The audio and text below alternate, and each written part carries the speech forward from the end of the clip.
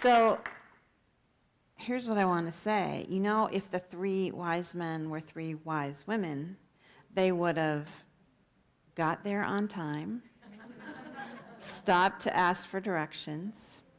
They would have been there at the birth. They would have cleaned up the stables, brought practical gifts, diapers, a couple onesies.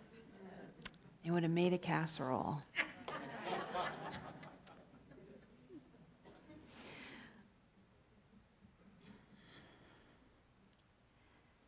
Now, I got an email this week that I really liked. It was from people who send out teachings from Marshall Rosenberg. And it was awesome. Now, he passed from us this year, but I loved getting the email because he has this awesome article about be careful what you hear during the holidays. If you want to enjoy your life, particularly during the holiday season, I would strongly recommend you never hear what another person thinks. I think you will enjoy life better and you will enjoy other people much better by following this rule. Especially never hear what they think of you. Especially that. Never hear what they think. And while we're at it, don't even hear what you think of yourself. Now, the Marshall Rosenberg nonviolent communication teachings, which we embrace in our community here, teaches us to listen with different ears so that no matter what people are saying, we put on our magic translator or universal translator and hear feelings and needs instead of judgments and thoughts and things like that.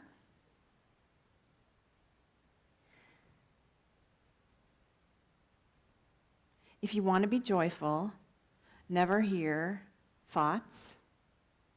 Translate with your universal translator.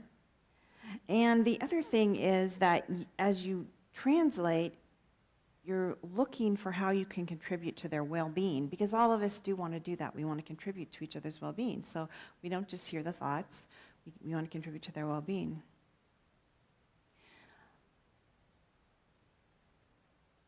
I was reading my Oprah magazine this last week, and there was a great article by Martha Beck about what to do also about pain and about thinking. And I thought, I love it. All these people, everywhere in the world, I'm getting the same message.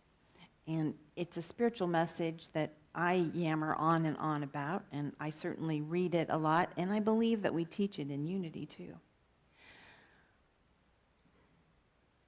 So this has to do with believing your thoughts.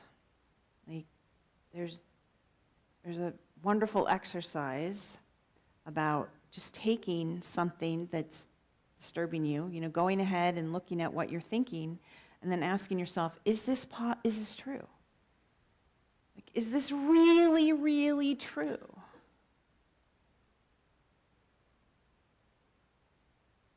And it's a spiritual practice that will work to get you to joy. A Course in Miracles over and over again teaches us that we project guilt onto the world outside. It is our own fearful thoughts that take us out. A Course in Miracles tells us that when we are feeling guilty, we hate feeling guilty so much that we project it onto other people, which is why those other people are acting so miserably. It seems as if they really are. But we're seeing with eyes of our own guilt. So here is how to win Christmas. Whenever you catch yourself listening to what people think, stop it. Instead, listen for feelings and needs. Be a neutral presence. Be the presence. Use some impersonal self-observation. And that's going to equal joy. Now, I asked Chris specifically to sing something from White Christmas because it is my favorite Christmas movie, and we're going to explore the metaphysics of the movie of White Christmas. I think the reason it's my favorite movie is because we used to watch it when we were kids. I can remember being in my parents' bedroom. There were at least 7 of us kids, maybe the full 8. We were sitting on the bed, and there was a TV. It was this big. Remember those TVs? Like, it was this big. It was sitting on their dresser, and it was black and white. And we were all in there watching this movie and having fun. And I don't even remember that it was in black and white. I mean, it was in black and white, but I seem to remember it in color. And I remember it as much bigger than the tiny little box.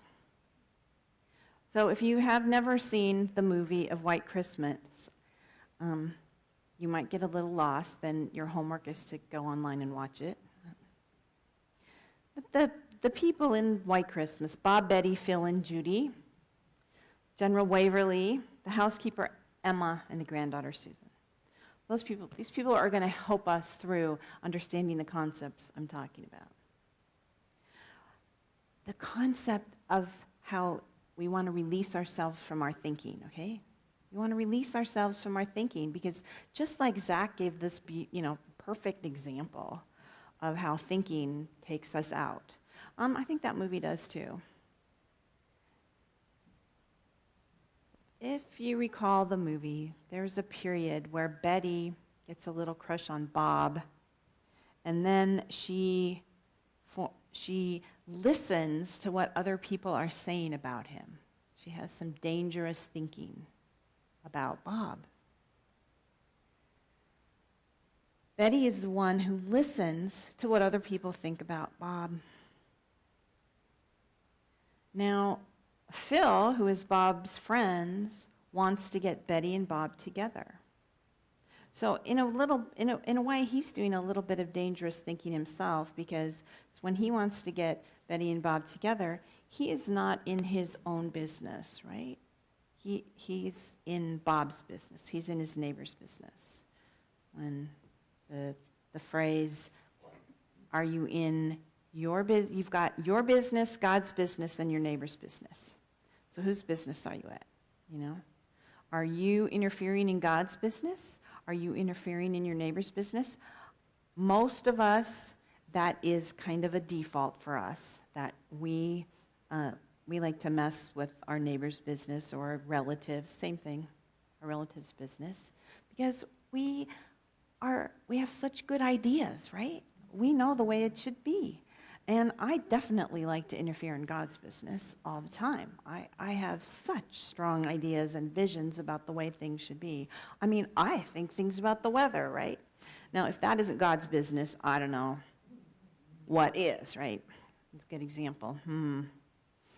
Well, Emma, who is the housekeeper, is not in her own business when she listens to a phone call and reports to Betty.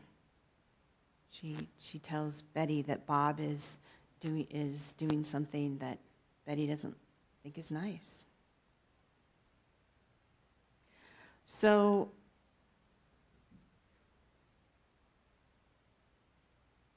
in the movie, there's one really pretty scene.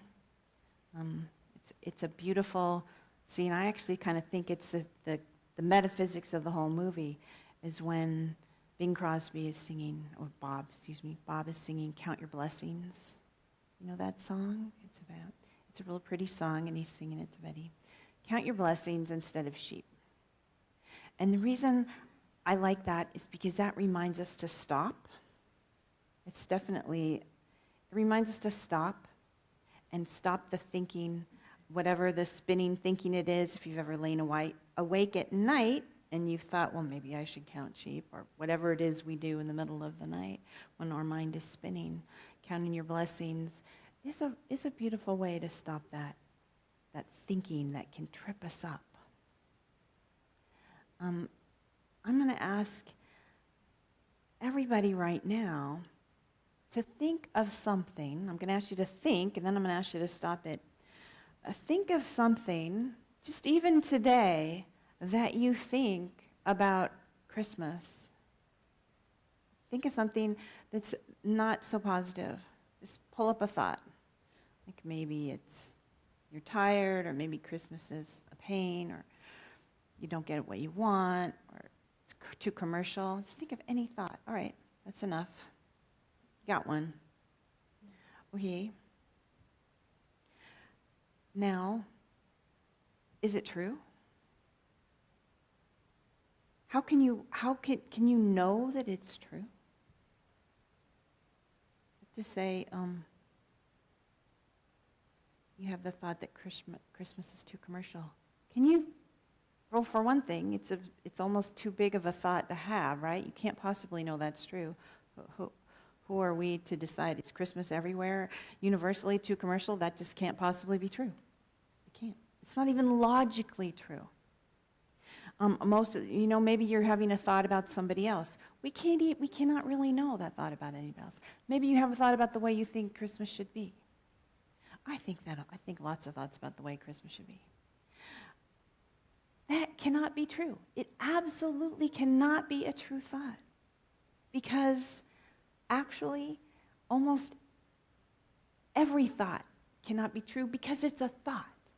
It's removed from reality. It's removed from reality. Our unity journey is all about kicking those thoughts, getting rid of them, so that we can be present in the moment. So we can be present in the moment. Now, here's some more things. At the beginning of the show, it's also got sweet. I think that might be why I really like it. There's a bunch of World War II guys in the fakest army scene you've ever seen, but they're supposedly in World War II, and Phil has listened to the feelings and needs of the men in the 151st Division, and he has gotten Bob, who's an entertainer, to put on a Christmas show. That was him listening for feelings and needs and contributing to the well-being of the men and providing sweetness and light and providing kindness and providing an experience of oneness. I was going to say it's an experience of oneness. Phil listened to feelings of homesickness, sadness, longing, and he decided to meet some needs of meaning, peace, beauty, connection, and tenderness. Later on in the movie, Bob listens to General Waverly talk about going back into the Army. There's a scene where the general gets a letter that they don't actually want him back in the Army. And Bob listens to what General Waverly is saying about he's going to go back, and he hears some feelings. He feels discouraged, lonely, worried, and frustrated. And he hears some needs to matter, participation, belonging, to contribute, and meaning. So him being a show guy and this being a movie in 1954, in order to meet these needs for meaning, Bob and Phil decide they're going to put together a show and honor the general. They're going to contribute some meaning and an experience of oneness and some friendship by doing that. And that's avoiding all the thoughts. Now, I wanted to say something about, do you hear the difference between being in somebody else's business by thinking you know what is right or what is supposed to happen, or even manipulating events? Have you ever manipulated an event? I have. There's a difference between that and being a neutral presence and listening. This is a little bit of a rambling talk, but one I wanted to highlight is that when we're listening to thoughts, it can really sabotage us. If I'm listening to what you think about me or what I think about you, or I often say the way things should be, but but let's get juicy here. If I'm listening to what you think about me, that you're angry with me, you think I'm not good enough or whatever, or I think those things about you, That's really a dangerous path. But and let's just say, even if somebody's sitting here going on about that, but if I can, instead of hear the thoughts, I can be this presence of light that we talk about all the time. The presence of light, a neutral presence who can hear feelings and needs, the feelings and the needs instead of the thoughts. Then I become the Christ in a very real way. And I know what to do to be compassionate and kind. I know when it's time to put on a show, in World War II. Hey, it's time to put on a show. Or I know when it's time to put on a show for General Waverly, whatever it is. It's like, because I am this neutral presence and I'm hearing feelings and needs, and I am not letting, then my thoughts can be guided by the Christ that's in within me, right? By the Christ that's in within me. That's when the magic happens. That's when the magic happens. Now, I have a little bit more about the metaphysics of White Christmas. And at a certain point, Betty is upset with Bob, and she goes off. And somehow she manages to practice the neutral presence. She manages to get herself away from her thoughts about what happened. She must have done some of that because she comes back to the gang and she realizes that her judgments, not only were they not true, they weren't necessary either. Her judgments, Bob didn't do the things she thought he did, but it didn't even matter. Didn't even matter. And she gives Bob a present at the very last scene. She gives him back a little statue. She gives him a statue of a white knight on a horse, which is really lovely and symbolic, Think about any time somebody has done something that you are irritated with, that they have let you down, that you've been severely disappointed in. What if, and it's all in your head, the disappointment is always in our head. What if you mentally gave them, you gave yourself the picture of them being back up on the white horse? Okay? What if every single person we could put back up on the white horse? Wouldn't that be beautiful? Wouldn't that be being the Christ in our everyday life in a wonderful way? That every single person who has fallen off the horse, and I assure you that everybody is going to fall off their horse for you. Every single person is going to fall off the horse. What if we put them back in our minds and in our hearts? And I'm going to tell you how one way to do that. If you're a visual person, you can think about it. But here's a lovely bypassing thought way that works every time. One of my friends was talking to me about this yesterday, and it was just perfect timing. She calls this bringing them into the oneness. So it works really well when somebody has fallen off the horse and you're disappointed in them, and you're feeling separate from them, and you have some judgment, and it's painful, okay? It's painful. I'm not saying they didn't do real terrible stuff. I'm not saying that. I'm just saying, this time it was their turn, next time it's our turn to do something. But there's the person, and you feel apart from them, because they've done this thing to you. And here's this way to get them into oneness. First of all, you feel them outside of you. You just kind of feel them as if you were them a little bit. As if you were them. So let's say Betty and Bob, Bob had fallen off the white horse. He had disappointed her. She thought he was acting with greed and self-interest instead of love and compassion. So she thought he was greedy. So here's what Betty would do. She would just get feeling, wow, I feel Bob outside of me. And I'm that he's greedy and he's acting in his own self-interest. Just feel his energy a little bit. And then welcome him in. Just bring him into your heart. I bring him into my heart. I bring him and all his humanness into my heart right now. Whatever it is, the greed, the judgment, he wasn't acting from his highest self. I'm bringing him into my heart right now.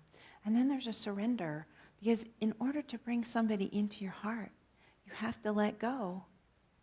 The judgment just kind of dissolves, you let go of it. So you bring them into your heart, and there's a surrender, and then there's the oneness. And there's a oneness. And not only does the oneness get your white knight back on the white horse, it works on you too. It's that projection. Whatever it is that's in you that's so painful that you want to shove away from you, that is outpictured in the world for you to heal every single day. Whatever it is for you that's outpictured in the world, in this other person, gets healed. And you don't even have to, love yourself more. All you have to do is feel the person's energy, bring them into your heart, and the oneness happens. And then there's joy. And then there's all the joy.